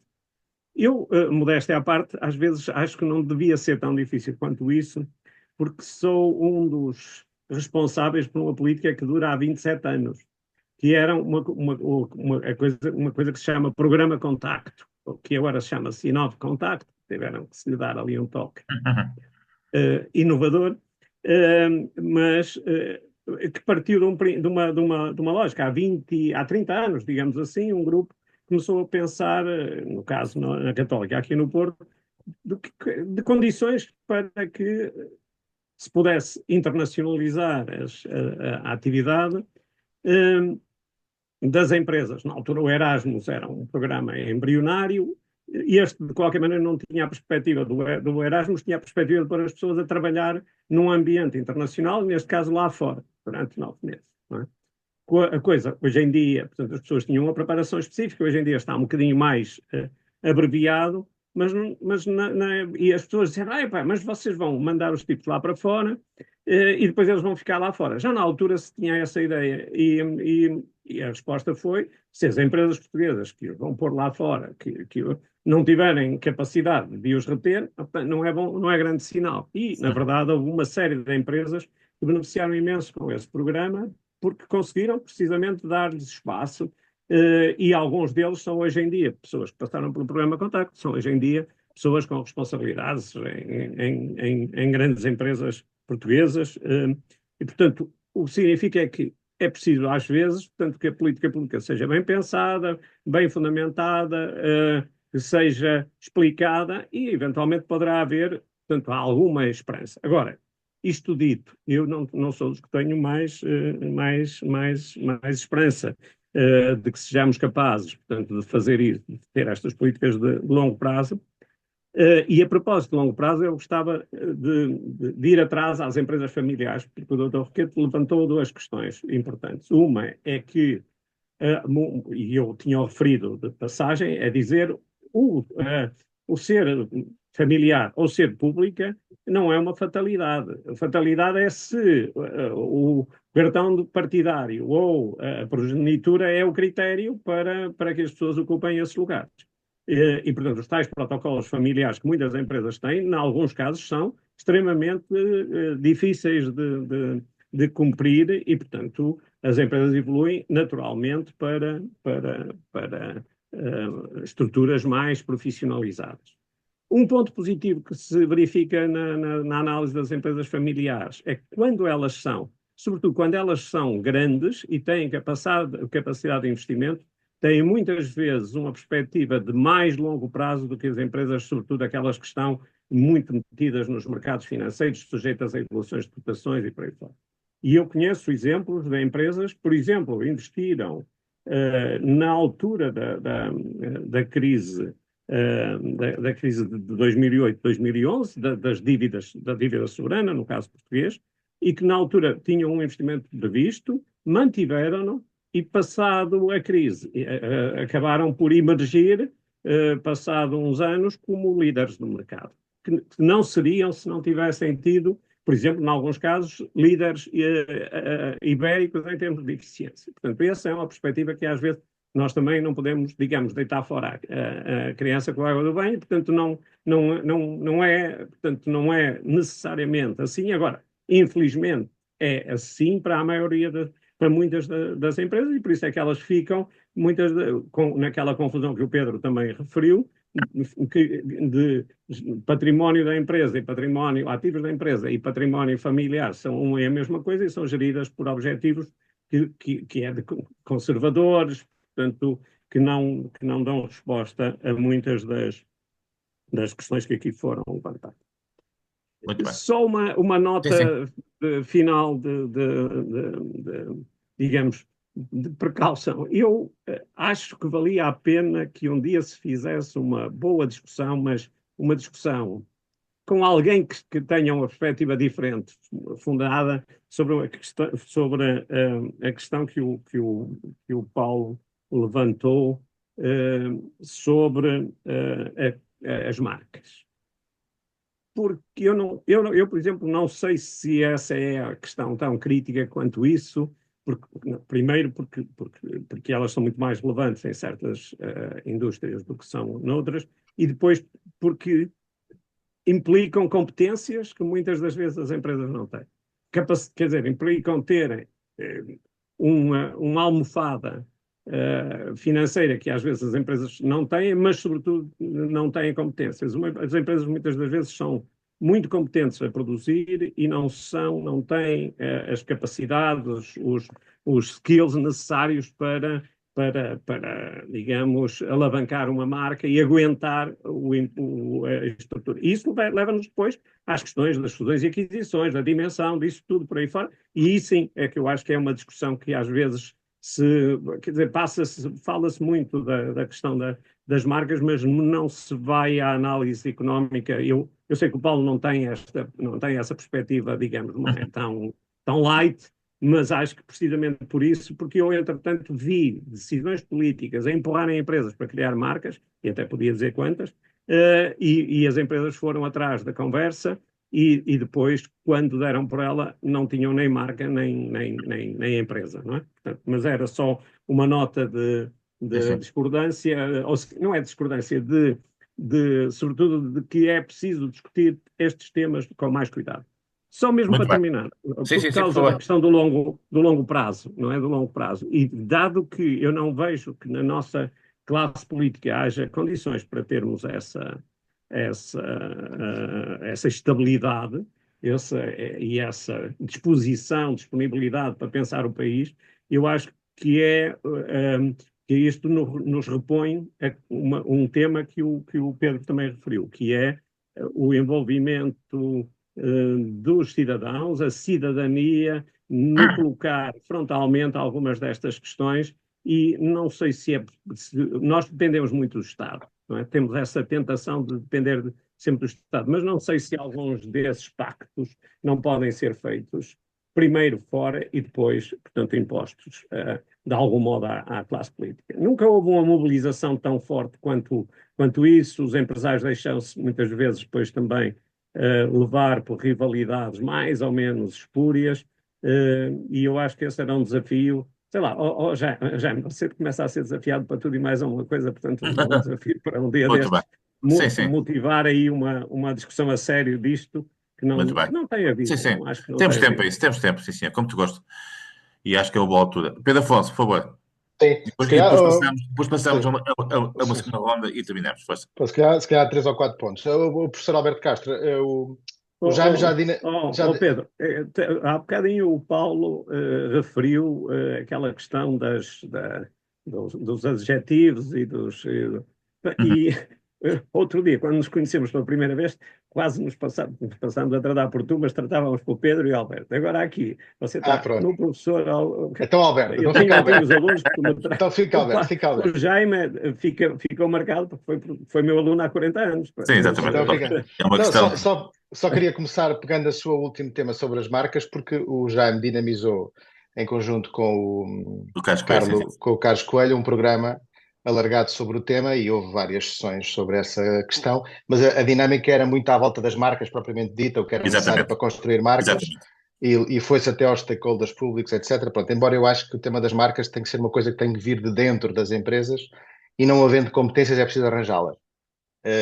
E, portanto, quando eu não sei fazer uma coisa, tenho que arranjar quem saiba, e é esse o papel do gestor. É quando não sabe de uma matéria, vê que é importante, rodeia-se de quem sabe, e depois monta um programa de transformação para chegar ao objetivo pretendido. Portanto, acho que tem que vir muito de dentro, vem muito do micro, e não tanto do macro, e aí podemos ir porque é que não acontece mais. Bom, tem que ir sempre à literacia, tem que ir sempre à escola, e cada um na sociedade tem que encontrar o seu papel enquanto stakeholders de uma cadeia de valor integrada, até ao momento em que as pessoas chegam às empresas e aí já têm que operar, portanto têm que entregar de alguma forma. Pronto, mas portanto, eu penso que poderia ser uma boa ligação já entre Sim, o sim, que o sim, sim. Alberto falou e essa, acho que é uma boa Absolutamente. dinâmica. Pronto, acho que é uma Exatamente. boa dinâmica. Pronto, e começo já por esse ponto. Nós temos de facto uma economia de produção e devíamos ter mais uma economia de marcas, portanto estou completamente de acordo com essa dimensão, e não é apenas não é apenas nas marcas de consumo, ou seja, naquilo que chega diretamente aos consumidores, é também nas empresas B2B. Aliás, B2B e B2C deixou de existir, agora há pessoas para pessoas, e isto parece um clichê, mas de facto, quando, quer dizer, quem trabalha em áreas mais de engenharia, 90% da nossa família não sabe o que nós fazemos, e portanto é difícil de conseguir, é difícil de conseguir saber quem somos e como é que construímos de alguma forma a reputação no processo. Bom, mas talvez começando aqui pelos temas das marcas, portanto, completamente de acordo, que é uma linha que as empresas têm que seguir e que de alguma forma era transformacional na economia. Depois, sobre o talento, só precisar aquilo que foi dito na minha intervenção. Como disse, e vou repetir aquilo que disse na apresentação anterior, penso que foi o Paulo Simões que uma vez, numa das suas sessões aqui do Jaime, da Sim, Smart sim. Sessions, disse que todos os países que tentaram fazer retenção de talento falharam. Todos. É verdade. Todos falharam. Portanto, estou a dizer isto pela segunda vez. Todos falharam. E, portanto, aqueles que sucederam foram aqueles que trataram o talento, ou as empresas a nível micro e depois o país a nível macro, que trataram o talento como, vamos lá, somos uma espécie de entreposto de talento. Desculpem a expressão, ela não é feliz, mas é uma espécie de sítio onde é interessante para trabalhar. Isso tem duas dimensões, tem duas dinâmicas. Uma dinâmica micro, que é ter coisas interessantes para fazer e que não podem ser centros de serviços a metro vendidos para fora a um rate horário com uma margem por cima. Portanto, eu estou bastante crítico dos centros de serviços a metro, porque reparem que todos esses serviços podem agora ser automatizados ou podem agora ser substituídos por IA, ou venha um país mais barato e, portanto, a nossa competição é pelo custo do salário. E isso não é interessante, mas essa é uma dinâmica e compete às empresas fazer esse papel. E depois há uma dimensão macro. E na dimensão macro não vale a pena inventar. Nós podemos ter as nossas teorias, as nossas ideias, mas vale a pena ver como é que os melhores estão a fazer e perceber se nós estamos assim tão diferentes, que decalagem é que temos e como é que nos podemos diferenciar de alguma maneira. Eu penso que o exemplo da Holanda é um bom sítio, é um bom exemplo. É talvez uma terapia de choque, porque de alguma forma os mais críticos poderão dizer, tá bem, mas passando aquele tempo dos 5 anos com o 30% ruling, o que é que acontece? Bom, enquanto o pau vai bem algumas costas, de alguma forma, e desculpem a linguagem mais básica, mas é a melhor maneira que tenho de exemplificar a forma como nos próximos 5, 6 anos, onde temos uma crise de pessoas para contratar enorme, portanto, desse ponto de vista, não há talento nacional nem talento internacional, há talento, ponto.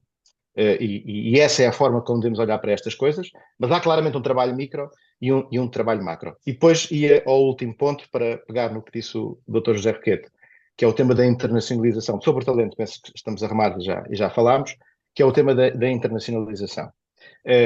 Eu consigo ver agora, com a dimensão do grupo que construímos aqui em Portugal, e reparem que nos últimos 7 anos trouxemos 100 milhões de euros do grupo para investir em aquisições de empresas em Portugal. É por isso que eu me considero um homem de operações. Vamos tentar convencer os acionistas que este é um bom país para investir. E depois tentamos, através da nossa rede, desenvolver as empresas, colocar o nosso modelo de gestão. Temos um framework de gestão que é igual em todo o mundo. Colocamos o nosso framework de gestão, a nossa governança, os nossos modelos de gestão, os modelos de organização, e as empresas, a partir daí, têm um framework para se desenvolverem. Portanto, a nossa história nos últimos 8 anos aqui em Portugal foi realmente trazer investimento direto estrangeiro, que é a palavra que se diz para, no fundo, é o termo utilizado, e depois desenvolver as empresas a partir daí, dentro do nosso contexto acionista. Agora, o que é relevante é quem está a fazer este caminho, e nós continuamos a fazer este caminho, desenvolvimento em Portugal, a partir de Portugal, de facto, aquele tema do mérito fiscal é muito relevante. Quando nós fazemos nós chamamos de eficácia, desculpem o termo técnico, mas quando a gente monta as nossas ferramentas de submissão de um dossiê para pedir dinheiro, há duas coisas que os meus colegas na Espanha, na França, na Alemanha, no UK, na Bélgica, na Holanda, têm, todos funcionamos no mesmo processo, e eu tenho uma desvantagem, que é esta. O OC de Portugal, desculpem lá o termo técnico, o OC de Portugal é ligeiramente pior que o de Espanha e é ligeiramente melhor que os outros países no centro da Europa.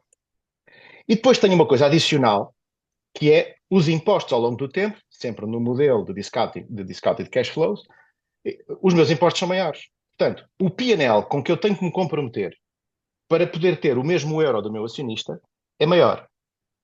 O que significa que vamos lá, na competitividade que a gestão portuguesa tem no processo, nós temos que ter um nível de compromisso com o P&L que é superior ao meu colega belga, para eu entregar o mesmo cash flow daqui a alguns anos. Portanto, para percebermos em termos de pormenor, em termos operacionais, em termos reais, como é que isto acontece. Porque se nós tivéssemos 100 empresas como a nossa a fazer este caminho, não resolvíamos os problemas todos, mas resolvíamos alguns problemas. Sim, sim, sim. Resolvíamos alguns. Agora, no detalhe, o que isto significa é quando nós estamos junto dos acionistas a dizer o nosso projeto tem este contexto de negócio, nós somos um investidor industrial, portanto, tem este contexto de negócio, vamos ter um retorno daqui a 5, 6, 7, 8 anos. E o nosso retorno é este. Portanto, eu tenho que ter um compromisso de P&L maior, portanto, tenho que ter um esforço de gestão maior, que tem um processo psicológico de compromisso maior, que tem uma responsabilidade maior, que tem uma carga maior, tem uma pressão maior, um stress maior, para entregar o mesmo valor lá mais à frente. É isto que significa. Portanto, a vontade de desenvolver em Portugal tem que ser maior do que a vontade de desenvolver em Espanha. Para percebermos como é que em termos emocionais estas coisas funcionam. Pronto, era a nota que deixava. E a internacionalização, o Dr. Jarquete sabe disso melhor do que nós, ou tão bem como eu, é onde nós conseguimos, de alguma forma, ter margens melhores, portanto, conseguimos ter uma rentabilidade melhor e, com isso, entregar melhor o nosso compromisso. Eu costumo dizer que a gestão portuguesa tem que estar sempre de mala pronta. Portanto, é um bocadinho este o tom. Eu, entretanto, antes de passar à Cláudia, eu gostava de agradecer ao Dr. Carlos Costa, que também está aqui connosco e tem estado muitas vezes, o facto de ter partilhado no grupo um excelente texto que eu já estive a ver e que recomendo vivamente. É uma excelente peça sobre o que estamos aqui a falar. José Carlos Caldé. Boa tarde a todos. Dois comentários muito breves. Primeiro, dizendo que, enfim, eu subscrevo praticamente integralmente tudo o que foi dito, quer pelo Alberto, quer pelo segundo orador. Aliás, não seria de estranhar, nomeadamente com o Alberto, porque nós discutimos isto muitas vezes. Mas deixem-me só dar dois acrescentos e uma especificidade, puxando a brasa à minha sardinha, relativamente ao facto de nós termos efetivamente problemas sérios. Temos limitações sérias ao nível da capacidade de gestão das nossas empresas. E eu ia destacar uma área, tem mais a ver comigo, que é precisamente a capacidade das empresas para lidarem com a inovação tecnológica, para aproveitarem partido da inovação tecnológica. Isto porquê? Porque hoje sabemos que a inovação tecnológica é um componente fundamental, até a inovação baseada em conhecimento, é uma componente fundamental da competitividade das empresas. Deixem-me só fazer uma pontezinha, um comentáriozinho lateral relativamente às marcas. Eu também sou defensor e também sei que as marcas são muito importantes. A minha questão não é se as marcas são importantes, é o que é que neste momento é mais importante e, sobretudo, o que está ao alcance das nossas empresas.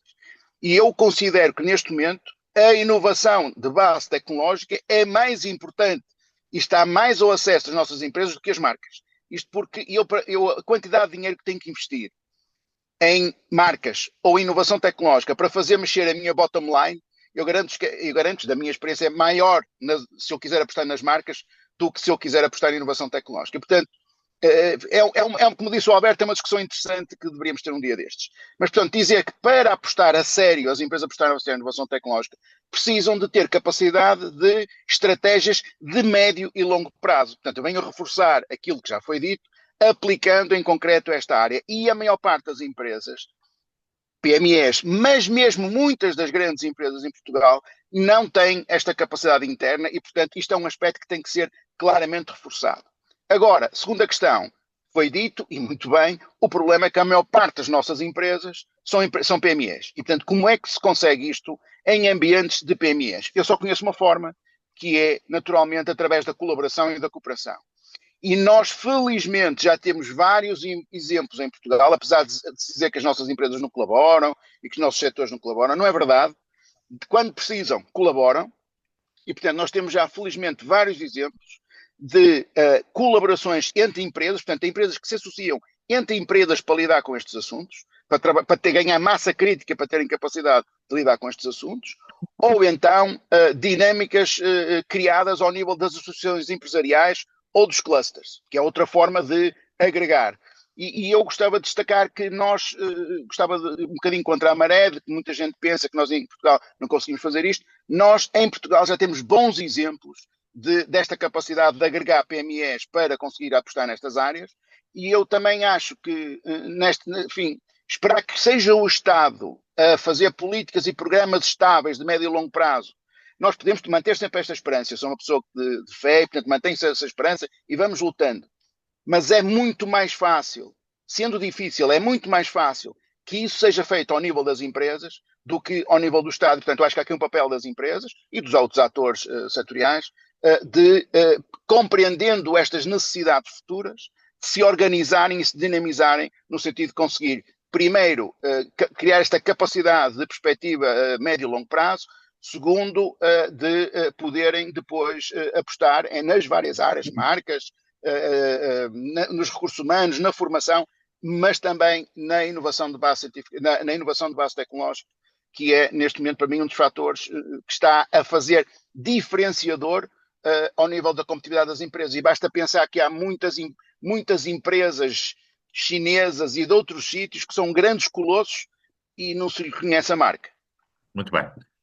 Nós temos aqui também o Luís Alves Sousa, que é um gestor muito conhecido na área do turismo e tem sido também um bom exemplo de gestão. Ó Luís, quer fazer aqui algum comentário ou alguma questão?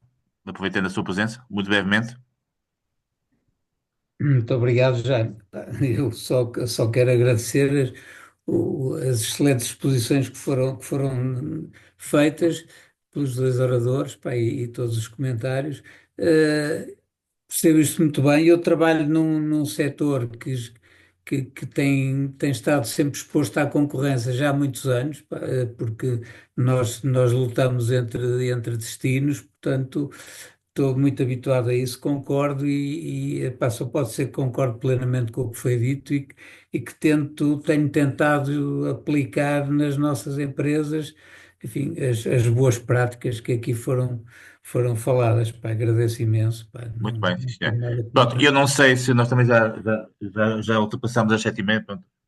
Normalmente prolonga-se, podíamos estar aqui a noite toda. Não sei se há mais alguém que queira colocar alguma questão, algum comentário. O Dr. Carlos Costa pôs uma coisa no grupo, não sei se quer fazer um breve comentário, pronto, mas tinha que ser breve. Dr. Carlos Costa, quer fazer um breve comentário ou alguma nota? Eu só faria apenas uma Muito ilustração, bem, sim, senhor. E com isto um terminamos e ponto que foi passamos às feito outras. pelo professor Alberto Castro, Alberto, que é a autossuficiência da classe empresarial portuguesa. Eu fui vítima de um comunicado de imprensa de página inteira, no dia em que, numa sessão do Comitê Económico e Social em que estava o Alberto, chamei a atenção para os riscos que resultavam da inteligência artificial no setor das agências de viagens. Antes disso, 4 ou 5 anos antes, fui vítima também de um comunicado que deve ser único da Associação Comercial de Lisboa, a propósito do facto de que eu chamei a atenção que grande parte dos problemas da produtividade resultavam da insuficiência de gestão. E eu chamo a atenção para estes dois factos, porque o que eu estaria à espera é do lado do setor empresarial e, sobretudo, de quem se ocupa da gestão, que tivesse interesse em refletir e discutir. Há uma grande autossuficiência.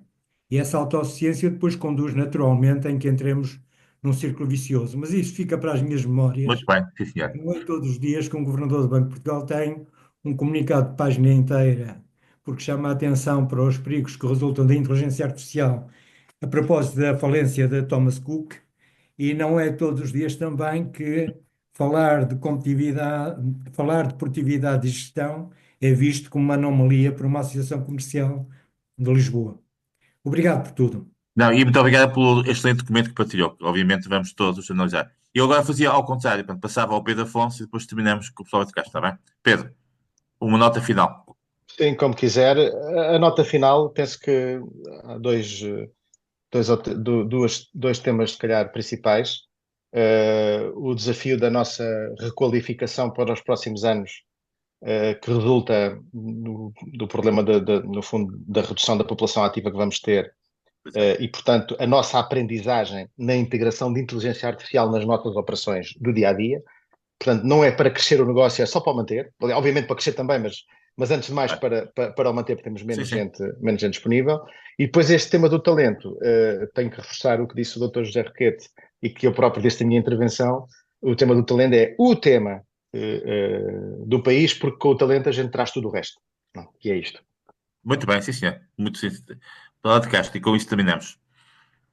Palavra de Castro, daqui a um bocado tem o Futebol do Porto e, portanto, já está na hora de Pá, ir ver o seu equipe.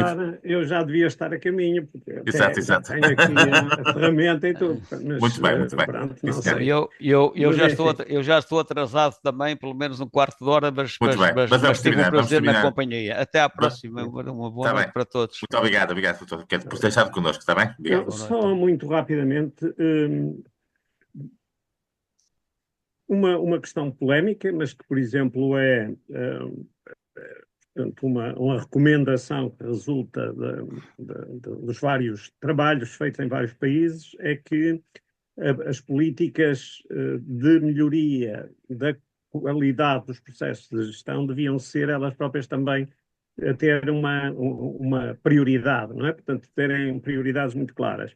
E o que, por exemplo, resulta desse conjunto de países, alguns bem maiores que nós, outros mais ou menos do nosso tamanho, Irlanda, Alemanha e por aí fora, é que a prioridade devia ser dada para a melhoria nas empresas pequenas, nas empresas familiares de segunda geração e nas empresas que estão focadas apenas no mercado interno, no mercado doméstico. Portanto, ou seja, as prioridades para mudar têm, como não há recursos ilimitados, não é? Estas seriam os três focos das políticas. Na verdade, e eu sugiro que vão ver, porque isso está público no INE, quando nós vamos ver o que é que as empresas portuguesas, por exemplo, não fazem em termos de fixação de objetivos de médio e longo prazo, 14% das empresas portuguesas não têm um único objetivo. Não têm, não fixam objetivos. Isto dito por elas, portanto, interrogados os gestores, não é? Isso nós, em média, 14%. Isto é dramático, não é? Portanto, o problema não é só não é só do Estado, é, na verdade, também do setor empresarial e, portanto, aí a pedagogia, a ação de demonstração, o divulgar esses campeões silenciosos que há pelo país, não é? O divulgar, o mostrar que se pode fazer diferente. Aqueles exemplos que o Zé Carlos Caldeira referiu, precisavam de ser mais conhecidos. Por um lado, porque, de algum modo, acaba também com aquele choradinho de que tudo é mau em Portugal. E, por outro lado, porque é pedagógico, porque mostra que é possível fazer, que gente parecida connosco consegue fazer bem. E, portanto, acabava numa nota positiva, era dizer, nós finalmente somos melhores do que aquilo que às vezes nós próprios achamos que somos e depois pensamos que somos melhor naquilo que na verdade somos piores. E uma dessas é na qualidade da gestão. Aquilo que o Carlos Costa disse é terrível. Nós sermos o quarto país do mundo que se considera, por avaliação própria, nós éramos o quarto país em que as empresas eram mais bem geridas, é terrível. Não é? Muito bem. Não gera dinâmica. Muito obrigado, Palavra de Castro, muito obrigado, Pedro, e muito obrigado a todos. E, portanto, foi um gosto e continuamos nesta nossa luta de conhecimento.